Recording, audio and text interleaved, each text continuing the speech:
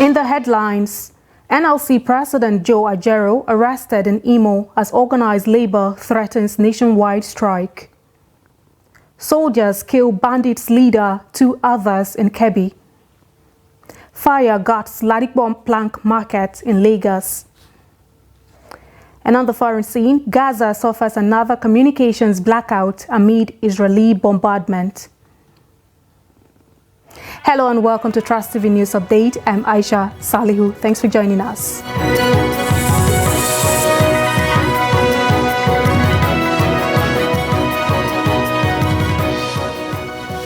We begin with labor matters, where the president of the Nigeria Labour Congress, Joe Ajaero, has been arrested in Owerri, the Imo State capital.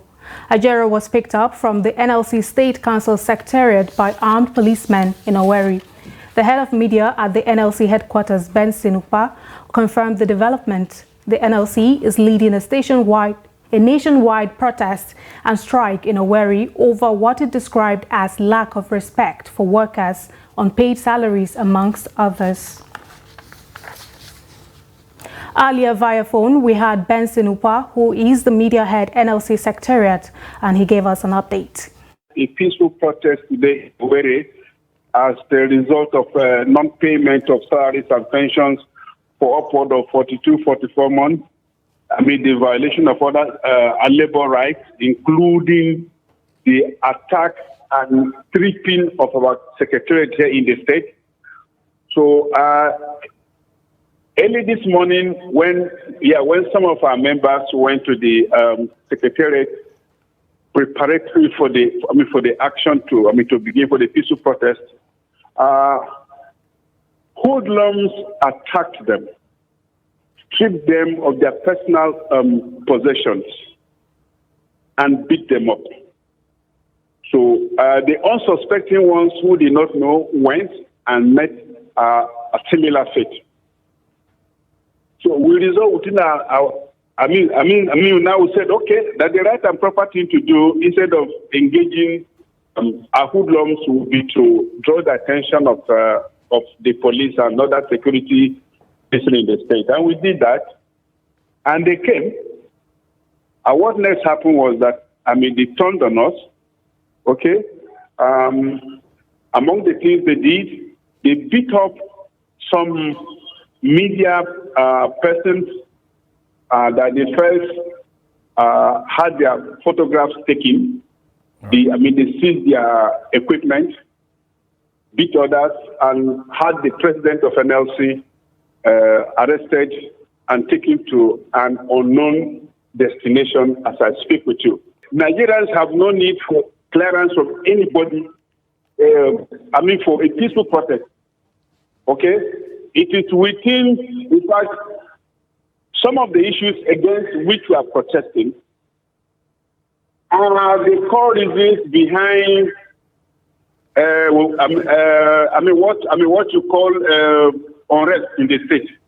When you don't pay people their wages, their pensions, when you don't give people space to breathe, when you hold everybody by the jugular, when you pauperize the people, when you shut down the state, the natural consequence of that will be more protests.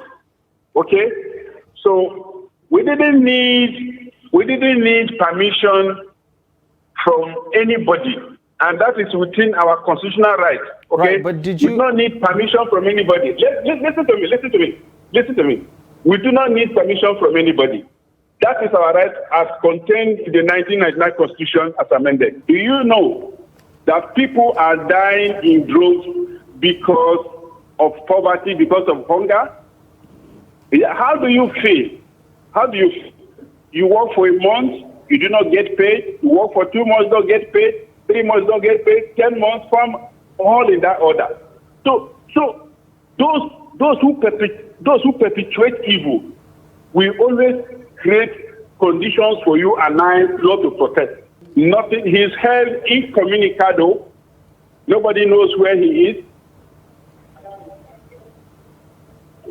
And in fact, this is more or less an abduction because there was no arrest, a warrant, nothing. Well, NLC has made appropriate contacts, and I want to assure you that if those contacts don't yield the desired result, I want to tell you that there will be an appropriate response from NLC. I do not want to preempt what NLC will do next, but rest assured that there will be a convincing response from NLC. Now, away from labor matters, the Senate has commenced the screening of newly nominated candidates for the position of resident electoral commissioners of the Independent National Electoral Commission. Senate President Senator Godswill Akpabio, during plenary on Wednesday, announced President Bola Tinubu's request for confirmation of the nomination of the recs for INEC in accordance with the provisions of Section 154, subsection 1 of the Constitution. President Tinubu last week approved the appointment of 10 new recs for INEC for a 5-year term each. Now, the chairman of the People's Democratic Party Governors Forum, Bala Mohammed, on Wednesday afternoon led his counterparts to a meeting with Minister of the Federal Capital Territory, Nyesom Wike, in Abuja over the political situation in Rivers State. Mohammed was at the meeting alongside Governor Caleb Muftwang from Plateau State, Governor Ahmadu Fintiri of Adamawa State, and Governor Kefas Agbo of Taraba. The mediation meeting with Wike was agreed upon by the governors after the PDP Governors Forum meeting on Tuesday night. The forum had agreed to meet with the FCT minister to reconcile the issues between him and his successor in Rivers State, Governor Simi Fubara. Wednesday's meeting is focused on reconciliation efforts with the FCT minister and the PDP from the fallout of the 2023 convention that produced Atiku Abubakar as the party's candidate for February 2023 presidential poll. Now, away from that, soldiers operating in Sano Forest, Danko, Wasagu local government area of KB State have neutralized a notorious bandits commander and 2 other gang members. The bandits kingpin and his gang members were reported to have carried out several deadly attacks on communities in the southern part of KB State before they were neutralized by soldiers operating in the area. The Director of Security Cabinet Office in Berlin, KB, Abdurrahman Usman, disclosed this to journalists, saying troops on routine patrol in Sano Forest intercepted the bandits, leading to a fierce shootout. The operatives have recovered 2 motorbikes and other items.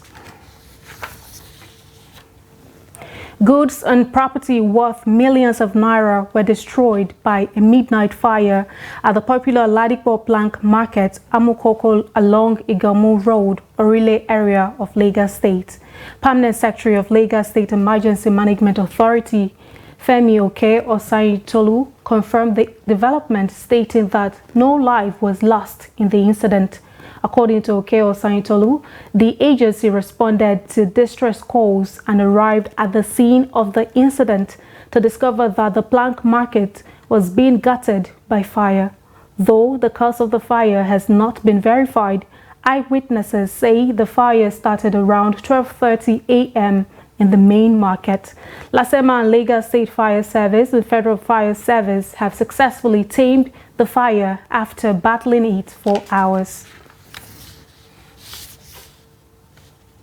And now, as Nigeria develops its national strategy for the development of statistics, stakeholders have re-echoed the need to focus on climate change data as well as labor statistics in Nigeria. The National Strategy for the Development of Statistics is a mechanism aimed to transform the national statistical system and enhance accessibility to quality statistical data in the country. Sagir Ibrahim has more. Chief Dakuku Peterside, a former Director General of the Nigerian Maritime Administration and Safety Agency, NIMASA, emphasized on strengthening data gathering in the area of climate change. Statistics enable us to meet international obligations and standards.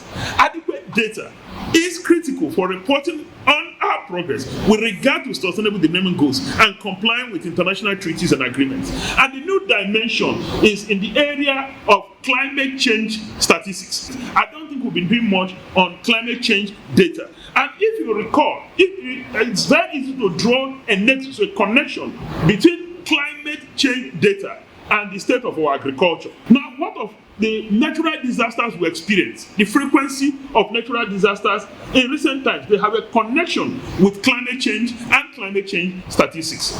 Also, the Director General, Michael Imodu National Institute for Labour Studies, Comrade Issa Remu, explained that while data shows the number of Nigerians living on wage employment, he stressed the need to expand the horizon of labour statistics. 13.4% of Nigerians live on wage employment. But what do they earn? What do they live on? So we need to expand the horizon of labour statistics. And again, my institute would like to partner with you on that, because we now have working poor. Working poor, people who are poor on account of working, because their wages can make them to get poorer every day. Last time we had the minimum wage on 18,000. It came to almost about $95 to $100. But I'm talking to you now at 30,000 naira. The minimum wage of 30,000 is just about $40, if not less. Statistician General of the Federation, Prince Adeyemi Adeniran, called for synergy between government and other stakeholders for the development of robust data in the interest of national development. It is through your collective wisdom that we craft a strategy that is inclusive, forward-thinking, and relevant to the needs of our diverse society. Let us work together to build a stronger and more vibrant statistical system which is capable and resourceful to produce and facilitate the use of data in progress toward sustainable development of our country. In so doing, we'll be fulfilling our mandate and contributing our quota towards a data-driven, safer, progressive, economically viable nation that works for the benefit of all Nigerians. Others say that the improvement of Nigeria's national statistical system is in line with global best practices towards ensuring data-driven service delivery, improving data literacy, among many other benefits. Sagir Ibrahim, Trust TV News, Abuja. Nigeria is still grappling with inequality in governance as activists highlight the marginalization of women in the governance process at both federal and sub-national levels. Despite the approval of a new national gender policy in 2022, Nigeria is still lagging behind in meeting its mandate for gender equality. The report. It's a no-brainer that Nigerian women have more to offer in public service, but have been largely relegated to the fringes in shaping government policies and programs essential for the development of the country.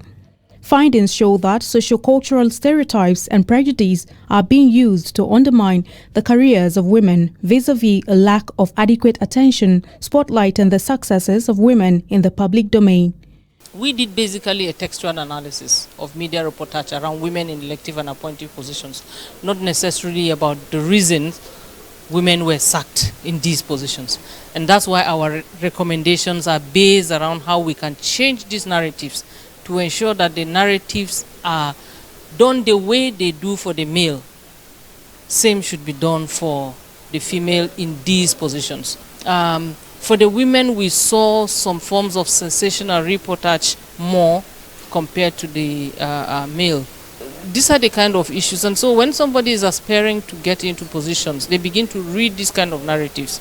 And it might in one way or the other even affect the way people want to present themselves in positions. In addressing these issues, the Gender Center of the National Institute for Policy and Strategic Studies presents potential opportunities for strategic collaboration to bridge the gaps of human capacity and skills, integration of gender mainstream of public policy, and development interventions through policy output and uptake. Help women who are interested in such positions to build a groundswell of political and social capital, and probably even financial capital that would help to position them more strategically through different kind of human capacity and skills development tools. All hands must be on deck to promote inclusion. And how do we do that? We do that by positive image for women in appointive positions. In fact, since we haven't been able to get the 35% affirmative action for political positions where we have to contest and vie for elections. It has not been possible for Nigerian women. The only alternative we have here now to balance it is to have more women in appointive positions. And until we fight to that point, or we continue to advocate for gender parity, which is the new norm, we need to do all that we can to boost inclusion of women in positions of leadership, so that our voices will be heard, so that there will be balance, so that there will be national growth and development. Gender activists say there may be more opportunities for the political career progressions of women if there is a public shift in public mindset towards promoting more women into leadership roles, which will unlock more opportunities for the nation in tackling existing and future challenges. Aisha Salihu, Trust TV News, Abuja. You're watching the news update on Trust TV. Coming up ahead, we'll tell you the story of a dying practice gasping for air. Details of this story and more to come. We'll be right back. Hello and welcome to Creative Lounge on Trust TV. My name is Ahmed Mohammed Bello and I'm going to be taking you through my journey as an artist.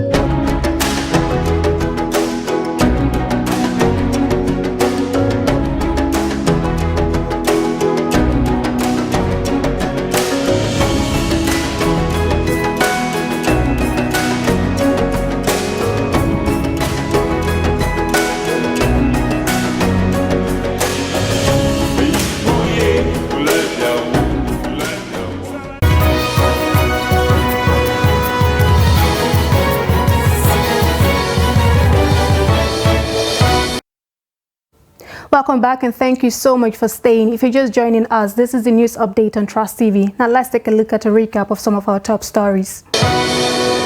We told you that NLC President Joe Ajaero arrested in Imo. Soldiers kill bandits leader, 2 others in Kebbi. And now moving on to other stories. Residents of Imo Town in Elisha Northeast local government area of Osun State have pledged to end female genital mutilation practice in the area because of its harmful consequences. Female circumcision is traditionally practiced in some parts of the state despite efforts sensitizing the public on its adverse effects. Hamido Yegbade reports. Female circumcision, also known as female genital mutilation, is a traditional practice that involves the partial or total removal of external female genitalia or other injury to the female genital organs for non-medical reasons. The practice is internationally recognized as a violation of human rights and is considered a harmful practice. We have prolonged obstructed labor. We also have laceration. We have laceration, that is perineal laceration, as a result of female genital mutilation, which occurs and which may lead to prolonged and obstructed labor. It may also lead to varicophageal fistula or rectovaginal fistula. And we also have sexual effects of female genital mutilation. The people that have been called, they experience sexual dissatisfaction. According to the Nigeria Demographic Health Survey, the prevalence of female circumcision in Osun State has reduced from 77.6% to 45.9%. Residents of Imo Town in Elisha Northeast local government area of Osun State said they have been educated about the dangers of female circumcision and vow to end the practice in the town. And we've been educated on the needs to stop female genital mutilation in the entire Elisha local government. And we've all agreed that we are stopping it right from today. We are stopping female genital mutilation. The decision we are making in our own community, Imon, as a whole, is we have put an end to female genital mutilation. Everybody has unanimously agreed that there is no way to female genital mutilation. So my advice to other communities out there is that they should stop this practice because it does not have any benefits to the females. Experts say addressing the practice requires a multifaceted approach that involves the collaboration between governments, communities, including NGOs, healthcare providers, and international organizations to raise awareness of the dangers of female genital mutilation. Amid Oyegbade, Trust TV News, Osogbo. Now, laundry services have come a long way in Nigeria, providing thousands of jobs and meeting the needs of millions of Nigerians on a daily basis. These services have been transformed and expanded from the old mabuga, where traditional methods and tools are used for modern practices, where innovation has simplified the process. The age-old practice is now facing stiff competition from modern business practices, as Trust TV's Bello Musa reports on the survival of the businesses in the industry. This practice has been around for hundreds of years, meeting the needs of individuals who want their laundry done by professionals. Zaria is home to some of the oldest mabuga in northern Nigeria.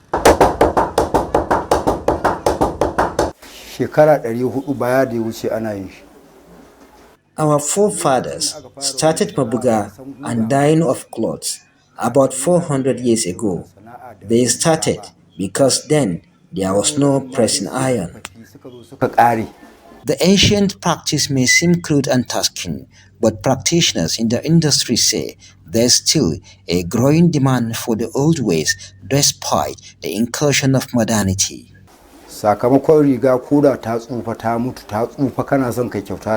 Even if clothes are old, if we pressed it here with this wood, it will appear new, and this embroidery design will be shiny and attractive. Although modern practice has taken over a significant portion of the business, Okasha takes pride in the connection between the business and traditional northern culture. White men came, they met our forefathers practicing mabuga, and later they invented pressing iron. People from Adamawa, Katsina and Jigawa and other states send their clothes here because historically only Zaria and Sokoto do this work.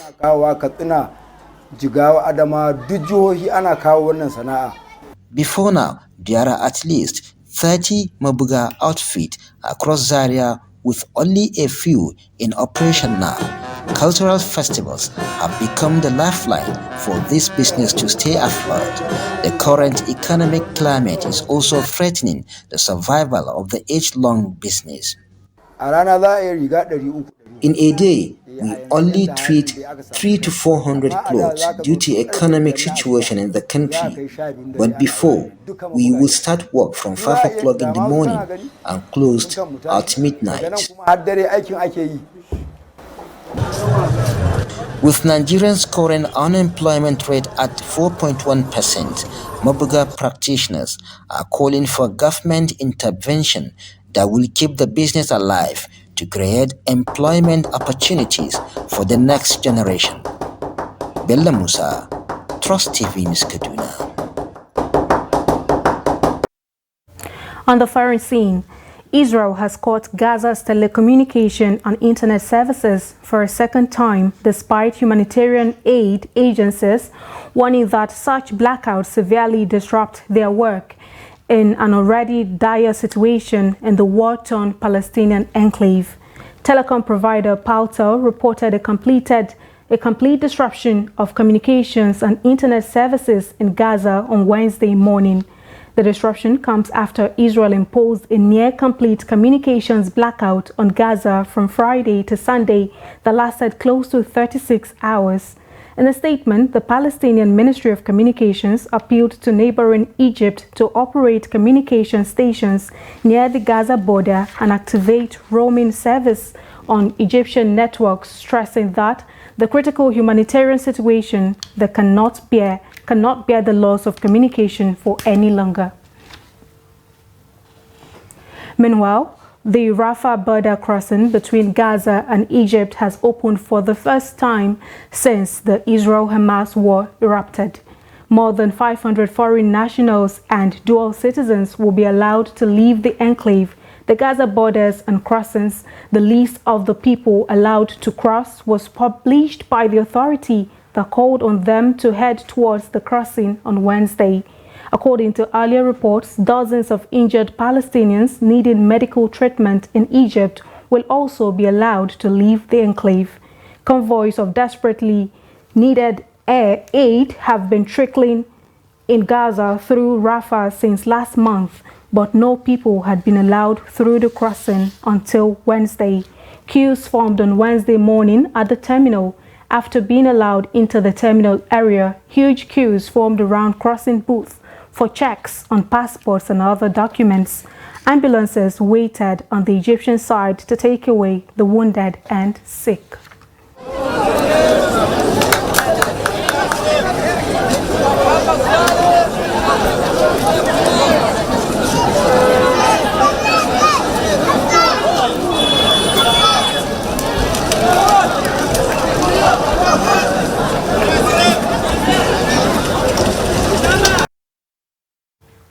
In sports, Nigeria star Victor Osimhen is among 30 nominees named on Wednesday for the 2022-2023 Men's African Player of the Year award. The prolific Napoli forward was the leading scorer in Serie A last season with 26 goals, and in 2023 Africa Cup of Nations qualifying with 10, including 4 in one match. Stars from the Morocco squad that made history in Qatar last December by becoming the first World Cup semi-finalists from Africa are also contenders. They include goalkeeper Yassine Bounou, defender Ashraf Hakimi, midfielder Sofiane Amrabat, winger Hakim Ziyech, and forward Youssef En-Nesyri. Sadio Mane of Senegal and Mohamed Salah of Egypt, both two-time winners of the award, have also been nominated. Walid Regragui, who took charge of Morocco just a few months before the World Cup, is among 10 nominees for the Coach Award. The Club Player of the Year list includes Fiston Mayel from the Democratic Republic of Congo, the joint leading scorer in both the CAF Champions League and CAF Confederation Cup last season. CAF technical experts, African football legends, and media representatives created the list for 7 categories. Nominees for the Women's Awards will be released later. The central Moroccan city of Marrakech has been selected to host the awards ceremony on Monday, December 11.